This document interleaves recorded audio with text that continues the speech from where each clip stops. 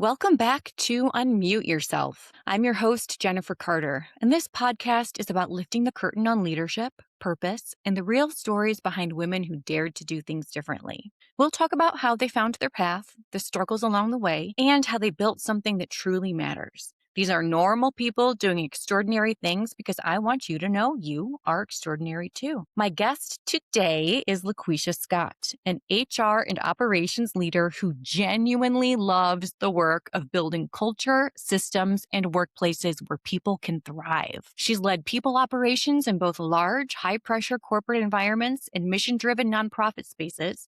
Most recently at Black Girls Code, where she supported a 35-person team doing deeply impactful work for youth and underserved communities. What I admire most about LaQuisha is her honesty. She's experienced what it's like to love the mission but struggle with leadership, to leave environments that weren't healthy, and to navigate a layoff while staying grounded in who she is and what she's good at. Outside of HR, LaQuisha also owns a hair salon, a creative, peaceful space she built for herself and others, which says a lot about how she thinks about safety, care, and belonging. So today we're talking about building from the ground up, knowing when to leave, redefining success after a setback, and creating spaces where people feel better about themselves. LaQuisha, I am so glad you're here. I'm so happy to be here, Jennifer. Thank you for having me.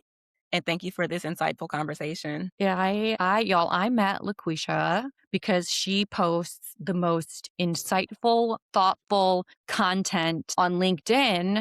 She actually has things to say. And LaQuisha, your love of HR just shines through. So what do you love most about this work? I think what I've learned to love most about the work is really the impact that you make on the internal engine that is making external impact. I am huge on making sure my people are taken care of. And I know that there is this myth that HR is for the business, HR is for the organization. HR is a balancing agent for both people, and a really great HR team will always level out business and people. Without the people, the business cannot run. And I think that people don't look at it from that lens. And so when they think HR is the bad cop, they think they don't think about the people first, if that makes sense. And so what I love most about HR is being able to change that narrative externally, but also make it reflect on the internal engine. Oh my gosh, my friend Shannon and I have this debate all the time. Is HR there for the company or for the people? And what you're saying is both. So I get it. How did you even get into this work? How did you start? Yeah, so my undergrad degree is actually in HR management and organizational behavior. I did not get a job right out of college in HR because they want you to have experience. And I've never had experience. I just got a college degree that I paid a lot of money for Right. to get that. And so I started actually in the workforce planning area of a bigger corporate. And through that lens, I was able to kind of develop people skills. I was also a leader, a supervisor, started off as a team lead, supervisor, and then went manager, where I was directly dealing with coaching, developing, performance management, all the things that encompass HR, but at a more production level versus tactical level of HR. So when you look at my resume, you wouldn't see HR professional on there. But if you looked at the bullet points, you would see everything that lines up to HR. And throughout that role, I really developed a love for coaching and development. Well, that falls under HR. So I started to try to shift my focus and how I handled my team back then, and focus more on coaching and developing and seeing how that would increase their productivity numbers. So essentially doing all of our jobs, but also leaning more into that people space. After that, I ended up at Black Girls Code where I had my first official HR title. So you have HR in the name, right? And that was a very small but mighty team. And so at one point, I was even an HR team of one. And so you kind of have to get your hands dirty and learn all the ins and outs. And that's when I decided this is where I wanted to be, is when I was doing the execution of HR, doing all of the operational goods, building things from the ground up, and really just being able to make the business a better space. I love it. You talked about the tension and finding yourself in this season On Unmute Yourself, it's all about finding who you are and being yourself. How do you as a human being show up in the work world? I show up as you see me right now.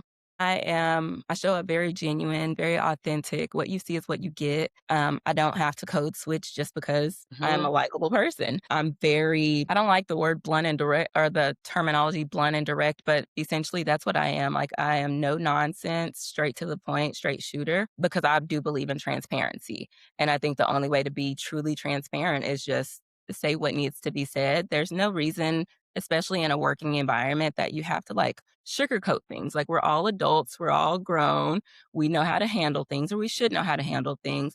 And if it comes to the point of having to involve HR myself, I would hope we would be at a level of respect for each other that, I can talk to you the same way that I'm talking to Jennifer, or you can talk to me the same way you're talking to the CEO. But it's really just about building that rapport, building that relationship, gaining trust across all parties so that you can be a sounding board to whoever needs that level of support. And I think the only way to do that is to show up as genuine and authentic as possible. How did you do that? Because I know for myself, having pressure to show up in a certain way or a certain polish or a certain presence. So, how did you or have you maintained your self while growing up in the corporate world? And honestly, I may have just been very lucky with this, but I truly just show up. I don't really, the term think first or act first and think later or apologize later, that's literally my life across working, professional, my husband, my kid. I just act and apologize later if I need to. Because what I found that, and I think you actually put me on the spot with it today, is just doing things on the spot is when Mhm. you your best production, right? And so as long as it's not causing anybody any bodily harm or anything that can get me sued, I'm probably just gonna act first and apologize later. I And I love it. think that has carried me through. I haven't gotten in trouble for it yet. I haven't gone to jail ever. So How has it served you? I feel like it served me well because it does kind of force me to be genuine and authentic, right? You're just this rogue person, I guess you would say. You go rogue and you just say the things that need to be said that some people are scared to say in a room. But it's gotten me, I feel like, a level of respect from certain individuals because I'm not scared to say the things that other people may sit on. So, yeah, does that answer that question? That does. You sound so fearless and Yeah. unapologetic about who you are and what you think. How do Yeah. you decide when something is worth speaking up about versus when to stay quiet? I think the broader picture of that is gauging the issue at hand first. But secondly, it's really just a gut feeling. If I don't feel good about something, if it feels unethical, it just doesn't feel good. I usually will make mention of it. And if it's worth escalating in a sense, then I kind of talk myself through. So I figure out like, who do I need to speak to? What are we speaking about? What is my expected outcome from this? If I'm not going to get from A to Z by addressing this with this person in this moment, let's take a step back and look at how we can kind of like reconfigure the issue at hand. If it's something that doesn't feel good and it's impacting, like, let's say some of my employees, then we're probably just going to address it head on. Just like go for it because it's impacting people who are doing the work for us. And this is obviously in a professional environment. So, yeah, I think that's how it's either gauging the actual issue or going with my gut if it doesn't feel good. I got it. So it sounds like you really trust yourself. Yes. Where do you think you said you've always been this way, like trusting yourself, being yourself, showing up fully? Where do you think you got that from? My mom. Yeah. Yeah. What did she like what did she tell you? What have you It carried wasn't with really you? what she told me. It was really just me watching her as I'm growing up and seeing kind of how she handled the world, how she handled people. She is a very fearless lady as well. And so you're raised in a household with that type of strength and resilience, and it just kind of falls back on you. Along with that, I have always been the youngest leader in any of my roles all the way back to retail. So I was 16 years old and a store manager at Sears, a store manager in training, and 17 years old. I think I made it to like the actual store manager. So I've always been the youngest leader, and that I think has put another like fire under me to Mhm. really do more because I have to prove myself now to these, to my elders who may have wanted this role or whatever the case may be. Just always felt the need to kind of like prove that I knew what I was doing. So between my mom and that level of pressure, I think couple all that together, and that's how I am this way. That's amazing. So, really having a great role model, wanting to excel and grow in the pressure. I have a lot of clients who are under an immense amount of pressure from both their organizations and themselves. So, what words of wisdom would you give to listeners to be able to handle that pressure? I always tell people to refer back to your moral compass. If the pressure that's being put on you doesn't feel good, doesn't make sense, advocate for yourself. Speak up and say, hey, this is not feeling right to me. If it's like a priority or it's like, can we look at it again together and really identify what's important, what's not? So I think the first thing would be advocate for yourself. If you're feeling pressure that doesn't feel good, advocate for yourself. Most of the workforce is not curing cancer. So I Right. don't think it's ever gonna be that serious. Something can take a step back because looking at the broader picture, you're looking at your health. You don't wanna stress over a job that will literally replace you tomorrow. So focus on advocating for yourself. Hopefully that relieves some of the pressure if you have a really great boss, which I've had a handful of really great bosses who also understand people versus business. And then really identify what's important to you as a person. Have you always known what's important to you as a person? And how has that evolved over time? Yeah, I feel like I have always known what's important to me for sure. And it has definitely evolved over time. I think as I accomplish one thing, something else gets added. Okay, I've got that. I think I'm confident in moving forward on this part of my life. Now, this part is important. So now I have a 2-year old. He's the most important thing to me. 5 years ago, my job would have been the most important Right. thing to me because I want to constantly excel. So, yes, I have always known what's important to me, and it has evolved with each season of life.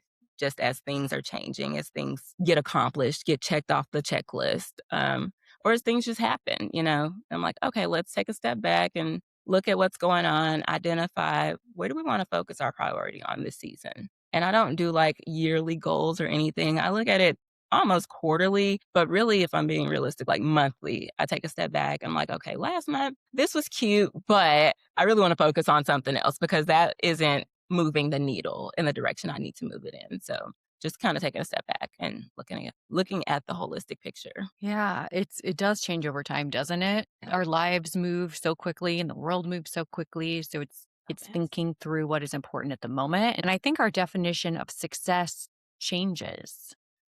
It's real. So I know are you're looking for another role, correct? Yeah, I am. What are you looking for next? Like, what's a good fit for you? So I love all things strategy, organizational design, organizational development, strategic HR, planning, anything that falls within that wheelhouse. And I know that's pretty broad, but I am a builder at heart. I Yeah. love building things from the ground up. I love seeing things from start to finish. So if I create a performance management plan for somebody or a program for someone, how does that play out at the end? What do your employee surveys look like based off of these performance plans that we've implemented? How many people have you been able to retain versus how much attrition you've acquired? And seeing like my entire design just kind of come to life. So ideally, a role where I can be a builder, use my creative brain to make your organization better. That's so cool. I always think there's builders and people who want to start from scratch and others that want to maintain or tweak. And you sound like you like the very beginning of making new I things. like it all. Yeah, yeah, yeah, yeah. That's good. I'm curious because I know the job market for many, it's like slamming your head against a brick wall, right? So how have you approached your job search and what's it been like for you? Yeah, so I'll start off with what's it been like. It's been horrible. As an HR professional, this is probably one of the worst job search seasons that I've ever seen. And that's because there are way more people needing jobs than there are jobs available. And a lot of people blame it on AI. And in part, some of it is due to AI. I mean, I think Salesforce just got rid of like 4,000 people because they were replacing one of their functions. But some of it is just because the workforce is changing. They're consolidating roles. So where it used to be HR manager and a senior HR consultant or something, now they've combined that role to make it an HR or a people operations, whatever, that encompasses all of these roles. So now where it used to be two roles, now it's one. So there's a couple of reasons why there are more people than jobs now. And so I've even had problems getting even interviews. I've done the resume rewrites, and it's just a very competitive market. You know, everybody's got the certifications now, everybody's got the degrees now, and everybody's got ChatGPT that can make their resumes look beautiful. So, you know, you look through those and it's just a plethora of things. So, yeah, that's a job search. How I approach it is I'm very intentional. I do love social impact work. I love the nonprofit space. I've been in corporate. I've been in the corporate space where everybody's literally just a number. That doesn't make me feel good. That doesn't bring me joy. So I'm intentional with the organizations that I am looking for. If they're not social impact and they do happen to be corporate, what is their mission? What do they support? Who are they here for? And then identifying what the role entails. Pretty much like I just mentioned to you, there's a lot of roles that are being consolidated now. So I've seen roles where they want the head of HR to know finance, to have a finance background. And I'm like, HR doesn't do finance. We do, you know, we can do budgets and all the good thing, workforce planning, but we don't do finance through and through. And, you know, in the social space, finance can encompass grants, grant writing, and all the compliance things that come with that. And so they're looking for that unicorn that has all of those things. So that makes it a little bit more competitive, but also that's not a role that I would actually want because I know I don't have a finance background. I know this is my passion, the lane of HR. So I'm probably not going to apply for that role just because it says head of HR. So just being very intentional, paying attention to the keywords, understanding what it is that the organization's actually looking for versus like what they may truly need, which I've seen in the few interviews that I've been on. I've seen that some of these orgs don't really know what they need. They know what sounds good, but they don't know what they need. And so just kind of getting through all of the fluff and then just being very intentional with my research on the companies. It sounds like it's been quite a journey. Mhm. You're not alone. I'm sure there's a lot of listeners who can identify with you and what you've been going through and working on. How do you separate your worth as a human from your role or title, especially after a layoff? How do I separate my worth as a person from I've never thought about that. And I think that goes back to how I show up as a person, as you know, authentic and as genuine as possible. And because I already kind of do that, I feel like it naturally separates itself, right? Like I'm the same person through and through.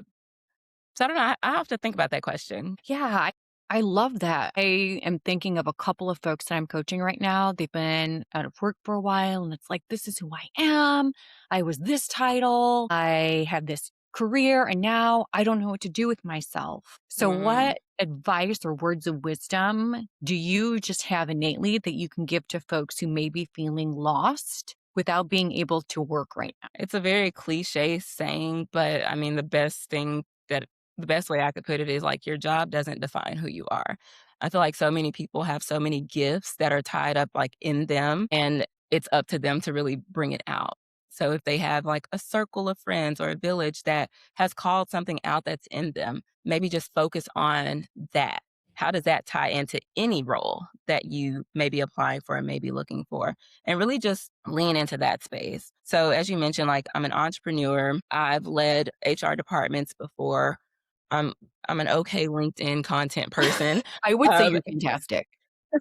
You'll and so have like to I really follow. lean Right. thank you. I really lean into that thought process or that pathway when I may feel down and out, like, "I've led HR departments, why am I not getting hired?" I'm Right. like, "Oh, I'm not getting hired because I'm loud. I am the loud HR person that they don't wanna hear from because I'm gonna speak from both angles, right? I'm speaking from a people perspective, and I'm people speaking from a business perspective. But your CEO doesn't necessarily wanna hear how Jane was mad yesterday because of something that was said in the all hands meeting. Yeah. They wanna know what's the bottom line, right? Well, I'm the HR person that's coming in here and I'm telling it all. hey, Jane was mad, da da da, but I'm also going to give you your information that you're requesting. And so leaning into that and understanding that there is a space for me somewhere, I think that's what keeps me going personally. And I hope that everyone else that is in this same season can also, find what you're known for. What is your life's theme? And really lean into that. What is your life's theme? Chaos. Tell me more. This is going to be good. I mean, I think everything we've talked about thus far, I think kind of ties into how chaotic, positively chaotic I can Yeah. be because I am a force to be reckoned with. I like the term touchdown to cause hell because I'm going to make you think. I'm going to spin some wheels. I'm going to have you coming back to me in 5 days like, hey, remember that conversation that we had? Tell me more about that. You might be mad when you walk away, but you're going to think about it. I'm going to leave a lasting impression some kind of way, form, or fashion. And so I think some people see that as chaotic because I am a leader who also has no filter in a good way, not a disrespectful or negative way. It's in Right. a very good way. But I think people can appreciate that after they get past the chaotic, I guess, workflow of my brain. But is it chaotic or is it just honesty? It's honesty, but it also depends on who you ask. My Some mom would people say are. I'm very chaotic. Who would say it? Your mom? Okay. Yeah. Maybe I need to have her on here too. No. Another interesting thing about you is that you're getting a master's. Is it in legal studies? Yeah, Tell master's of us. sustainable studies. Tell us all about it. So that was a part of my journey for HR actually, really wanting to focus in on like employment law, business law. At Black Girls Code, I did deal with a lot of contract workers. So always having to, read statement of works and different contracts from different vendors and all the things. And that part really excited me, being able to negotiate contracts and all the things, but then just really making sure that the business was protected as a whole. And then obviously employment law, that's going to always take me far. We've got the certifications. I have my SHRM CP right now, where it does kind of touch on different types of compliance and legal aspects, but really being able to talk employment law. So our hubs were California and New York, which are the most stringent laws when it comes Right. to employment. And so had I had that level of understanding prior to coming in here, it may not have been so scary having to like quickly learn. Okay, California does all of these things, but New York only does these things. But then here I am here in Texas and we're just our own little, space. And so just having insight on like the high level things so that I can use it in my day to day as an HR professional. Very cool. Very Yeah. cool. When I first met you and you're like, yeah, I'm getting my master's in legal studies. I'm fascinated. My head was just blown. You're so multifaceted, right? You're so interested, detail oriented. So tell me this, if the right role showed up tomorrow, what would it need to include to be truly aligned for you? Think that it would need to have and I use the term loosely, but a sophisticated leadership team. And when I say sophisticated leadership team, it's leaders who are open and fluid to change. A lot of roles that I've been applying for and interviewing for have been like head of HR roles that are like first of their kind. So me coming in to build something that they don't have. So having a leader that understands that you brought me in to build something out because you either don't have the capacity to do it or you don't have the know-how to do it. And truly just letting me do what needs to be done. Or if that's not the case, having a leader who has a very like open two-way communication. This is my thought process. What do you think? I give it back and it's rinse and repeat. So that's like number one on my list is the leadership team has to be open, fluid to whatever we're needing to do in this season. Second, I would love for it to be impact driven. What is your mission? Who are we helping? What's our bottom line here? Like, what's our end goal with all of this? And I want it to be something that feels good to me because I do get very passionate about my work. And a lot of times, like, especially when I was at Black Girls Code, when I was working late nights, it's because I wanted to. I was passionate about it. I knew Right. things needed to be done and I would get them done. I want to feel like that about my job. I want it to be so passionate that I don't even think that I'm working, right? I don't remember that I'm on the clock. I don't remember that it's 10 p.m. at night and I'm in here rocking my kid to sleep, but I will also want to answer this email, you know? So I want it to feel good. And I think that's two things. I'm pretty sure there's some more, but I think those would be the 2 main things. It sounds A like good leadership team and a feel-good space. partnership, Yeah. teamwork. Yes. All right, Yeah. LaQuisha. So what does unmuting yourself look like for you in this chapter of your life? I think just really standing strong in my beliefs, being confident in what I'm saying, and knowing that everyone may not agree with my thought process. Everyone may not agree with my opinions, and that's okay. We can all have our own separate opinions. But really just standing firm in that and not backing down. I think that is something that I have grown into over the past couple of years is really like not being timid, right? Just showing up and being chaotic. I mean, I love there's no that. it's Well, positive. time is going so quickly, so we're going to do a quick lightning round. So just Okay. give I know people hate this, but they love it. I promise. Okay. So just give the first answer that comes to mind. Okay. Okay. Here we go. What part of yourself are you finally letting the world see? The chaotic part. Yes. Good. Okay. What story or belief about yourself did you have to unlearn to step fully into who you are? Ooh, that I was loud. This is so good. Okay. What does it cost you to be authentic and why is it still worth it? What does it cost me? It's hard, Can we isn't go it back to that hard? one? We can come back. Okay. What boundary have you set that protects your sense of self? No, Period. that's it. If Full you send. could if you could unmute one truth people are too afraid to say, what would it be? That HR is your friend. I can't wait to send this to my friend Shannon. I can't wait. We're going to keep this going. Okay. What keeps you grounded when you feel pressure to perform or fit in? And I think that could be tied back into my boundary of just saying no. If it's something, again, if it's something that doesn't feel good or I just don't have the capacity for, just no. And knowing that I can say no is what keeps me boundary. Do you have an answer for the other question? No What was the pressure. second? If you don't, that's okay. What does it cost you to be authentic and why is it still worth it? I don't think that it costs me anything to be authentic. I said it earlier, like maybe it's just the luck of the draw so far. I've never been in trouble behind just being genuinely authentic. So I don't think it cost me anything. Good for you. Good for you. I don't think. Good for Yeah. you. Okay, so this conversation has been so powerful. Thank you so much for your honesty and your presence.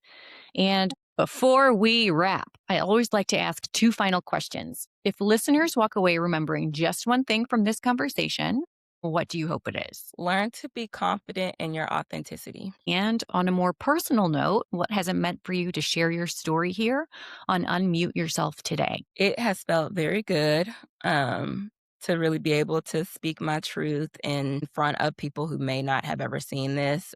And I hope that it gives somebody the confidence boost to be chaotic. I love that. Confidence boost to be chaotic. That's going to be my theme of the week. Love it. Yes. How can listeners connect with you? Yeah, they can follow me on LinkedIn. Do you provide their like links to your speakers? Absolutely. Okay. So they can follow me on LinkedIn. And I'm also getting ready to launch a personal portfolio. So I'll have that website up soon. Very cool. Thank you, LaQuisha. And thank you to everyone listening for choosing truth over comfort, alignment over approval, and courage over silence. And remember, I work with senior leaders navigating high stakes decisions, delivering keynotes that go beyond motivation, and coaching leaders who are ready to move past being stuck in choices they already know they need to make. If that resonates, then good. Let's connect. You'll find details in the show notes. And if this episode resonated, share, subscribe, like, follow, and stay with us this season as we explore what it really means to live and lead without muting who you are. Until next time, unmute yourself and be who you already are.